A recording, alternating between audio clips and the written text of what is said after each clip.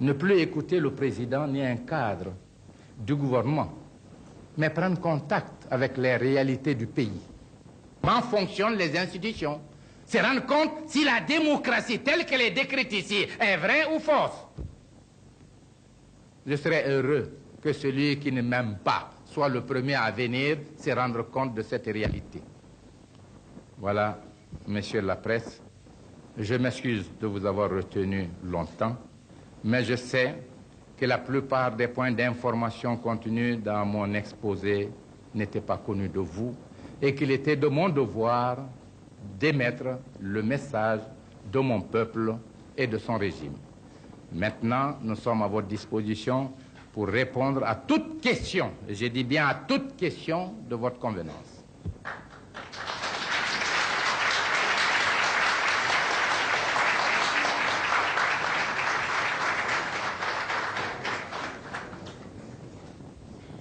Bon. Je suis à l'aise et je parle sans orgueil.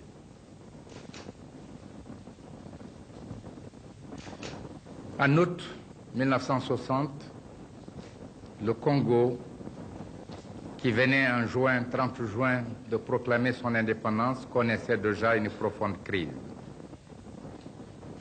Mon frère et ami, Patrice Lumumba, vint à Conakry.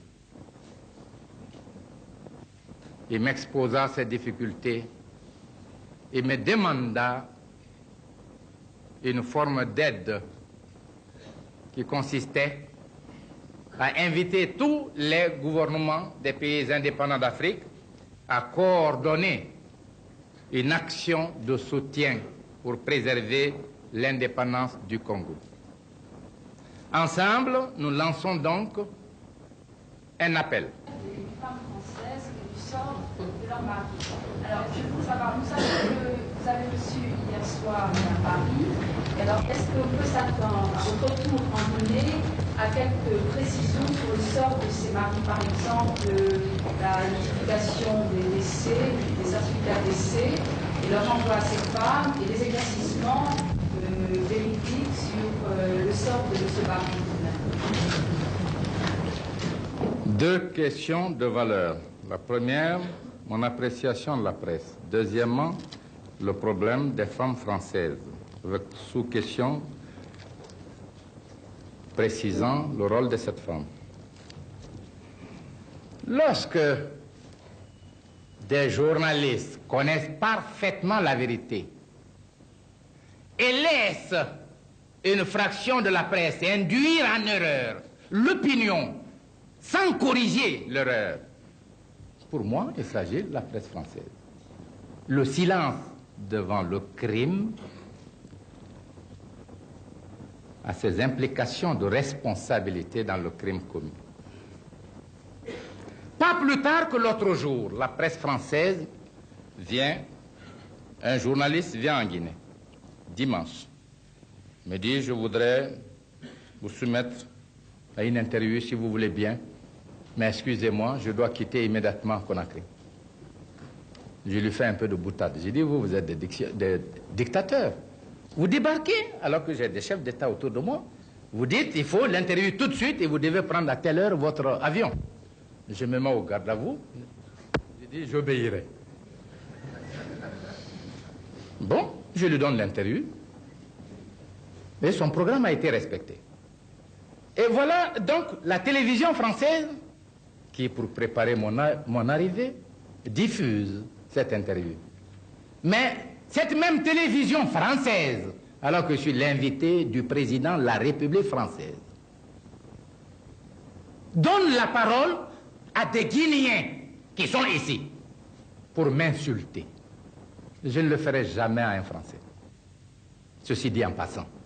Si j'invite le paysan, l'ouvrier français, à plus forte raison le chef de l'État français, il jurera de la dignité.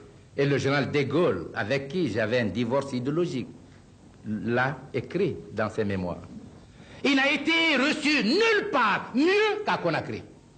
Et c'est l'hommage qu'il nous a rendu. J'ai pris mes responsabilités en disant aux Guinéens, quiconque prononcera un mot contre la dignité de la France ou du général de Gaulle, j'ai dit au mas de régler son compte. il aura insulté la nation guinéenne. Voilà la conception que j'ai. Et cet homme à qui vous faites le privilège de l'égaler aux représentants de la Guinée, vous payez par son mépris. Il se déclare à vous que lui, il appartenait au gouvernement guinéen, qu'il était ministre des Affaires sociales. C'est sur la bande, écoutez. Un vulgaire inconnu qui n'a jamais appartenu à un gouvernement guinéen, puisque depuis 1957, Dieu merci, je préside aux destinées du gouvernement guinéen. Je le constitue au sein des directions politiques de mon pays. Mais il n'a pas hésité à dire à vous qu'il est ancien membre du gouvernement guinéen. C'est le mépris avec lequel il vous a payé. Donc, quand j'ai dit la presse, ceux qui connaissent la vérité et qui ne veulent pas la rétablir, n'assument-ils pas une certaine responsabilité? Bon. Maintenant, le problème des femmes. Vous avez dit, vous n'avez pas placé sous un angle personnel. Vous avez érigé la défense sous l'angle des droits de l'homme. Le premier pays à avoir tenu un colloque idéologique international avec plus de 300 participants, d'éminentes personnalités de tous les horizons, c'est la Guinée. Et le groupe afro-asiatique, par scission, a adopté les résolutions. Ne parlons pas des mouvements panafricains. Donc, le premier choc en Guinée, le voilà. Un jour, nous apprenons par la presse que l'Assemblée de la communauté a voté une résolution condamnant le gouvernement guinéen pour avoir violé les droits de l'homme. Une fois de plus, c'est le problème permanent. Je voudrais que cette Assemblée condamne un jour la France ou la Grande-Bretagne ou l'Allemagne pour des problèmes concernant 2 ou 3 personnes ici qui ont été jugées, condamnées par les juridictions d'ici. Je crois que la communauté ne le fera pas. Non, on le fait parce que nous sommes ce que nous sommes. Deuxièmement, ces femmes, à partir de la presse, laissent croire qu'elles sont victimes. Elles sont victimes de quoi? Je voudrais le savoir. Est-ce que leurs maris ont été poursuivis pour délit de presse, pour activité politique? Je voudrais le savoir. Où sont-ils impliqués dans le complot dont la Guinée a été victime? Je voudrais le savoir. Je viens de vous dire que tous ceux-là n'ont été poursuivis que pour complot. Et parmi l'une des femmes, elle se réclame des maris. Je vous apprends un secret. Voilà Madame Touré. Elle est là. C'est son oncle. Il s'agit de son oncle, du frère de sa maman. J'ai des parents dans les comploteurs. Chacun d'eux a des parents. Lui, il a des parents. C'est un événement extraordinaire qu'a vécu notre peuple. J'aurais préféré, je vous l'ai dit tout à l'heure, la lutte des idées. C'est là mes chers. Personne n'a le monopole de la vérité. Et la contradiction politique est une essence de dynamisation de la vie dans un pays. Mais pas la trahison. Pas se faire vendre au régime étranger, percevoir des sommes, prendre les armes contre son propre peuple. Ça, c'est l'indignité, la forfaiture. J'en parle toujours avec peine. Que cette femme, si elle était venue à Conakry, dire « Ah, j'ai besoin d'un certificat, j'ai appris ceci et cela », elle l'aurait eu tout de suite. Elle sait comment elle est venue avec les enfants. Je vous l'ai dit tout à l'heure. Elle sait qui a payé les transports. Donc, respect de ces rapports, elle serait venue, elle aurait eu ce qu'elle demandait. Mais elles vont saisir la communauté pour traîner dans la boue la Guinée. Je ne réponds pas. Elles saisissent certains journaux pour nous traîner dans la boue. Je ne réponds pas. Et vous voyez, depuis qu'on est là, à toute interview, on parle de cela. C'est cela qui fait le rapport entre l'Afrique, entre la Guinée et la France.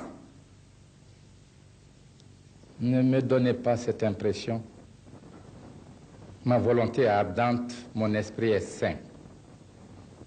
Nous avons fait beaucoup d'efforts pour tourner la page, car c'est nous qui avons été victimes.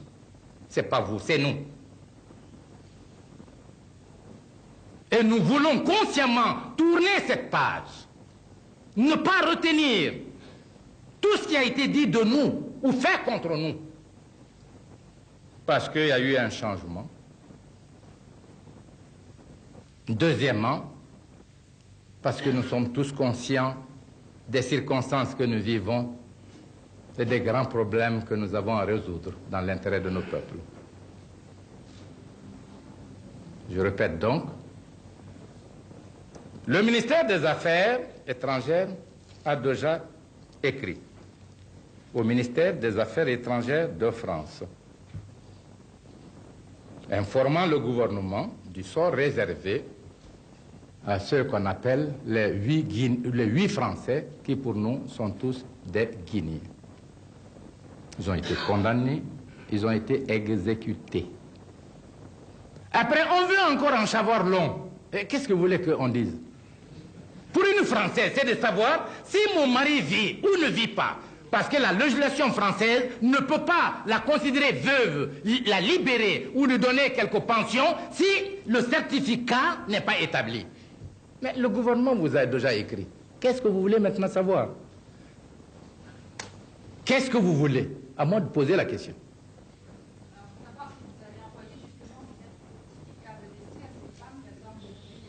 J'écris au gouvernement avec timbre, avec signature, c'est pas suffisant. C'est du formalisme. C'est du formalisme. Le certificat, chez nous, on a dit, monsieur, on met le tampon, acte de l'état civil. Mais le papier d'état civil en Guinée est différent. La nomenclature chez nous est différente de la vôtre. Chaque pays. Une lettre officielle d'un gouvernement à un gouvernement n'est-il pas supérieur à tout? Hein? Bon, si vous voulez, je vous demande vraiment de voir l'avenir et de revenir à la vérité. On ne peut pas construire l'avenir en s'enfermant dans la confusion.